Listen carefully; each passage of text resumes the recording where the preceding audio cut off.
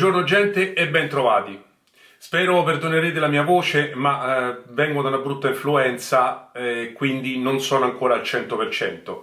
Però avevo voglia di postare questa ricetta perché si sposa benissimo con questo periodo, ed è le ciambelline al vino. Roma non ha una grande tradizione dolciaria come per esempio ce l'hanno, non so, la Sicilia o il Piemonte. Ho detto una del nord e una al sud e non vorrei che qualcuno si offendesse.